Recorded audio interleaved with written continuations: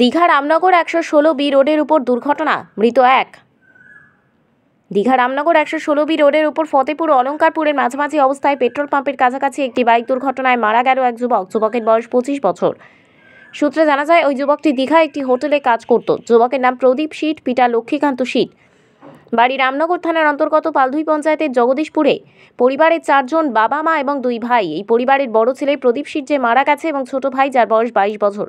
সূত্রে জানা যায়, দীঘা হোটেলে কাজ শেষ করে ফেরার সময় রবিবার আনুমানিক 7টার সময় এই দুর্ঘটনাটি ঘটেছে। স্থানীয় এলাকার লোক দুর্ঘটনার পর রামনগর থানায় খবর দেয় এবং ঘটনাস্থলে রামনগর থানার পুলিশ পৌঁছে মৃতদেহটিকে উদ্ধার করে থানায় নিয়ে গেছে। যদিও দুর্ঘটনা কিভাবে হলো এখনও ধোঁয়াশা। কাদের মধ্যে দুর্ঘটনা হলো বা কিভাবে হলো এখনও জানা যায়নি। রামনগর থানার পুলিশ ঘটনাটি খতিয়ে দেখছে।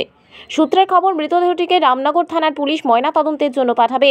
পুরো ঘটনাটি ময়না তদন্তের পর বোঝাবে বলে মনে করা হচ্ছে।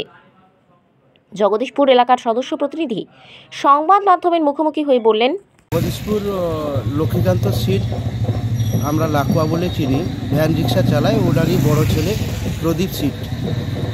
আমরা পুলিশ থেকে থানা থেকে ফোন আসায় আমরা সেখান থেকে ছুটে আসি।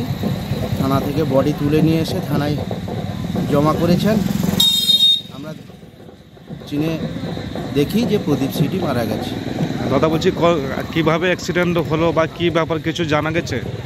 না, কিভাবে মারা গেছে আমরা এখনও পর্যন্ত সেই রকমভাবে জানি না। তবে প্রশাসন, পুলিশ তার তদন্ত করছে, সেইভাবে আমরা এগোবো।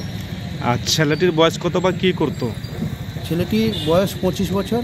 ও লজে কাজ করতো, দীঘা লজে কাজ করতো। নামটা আপনার?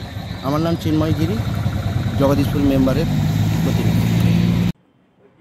রামনগর থেকে নিজস্ব প্রতিনিধির রিপোর্ট, ডিএন আপডেট।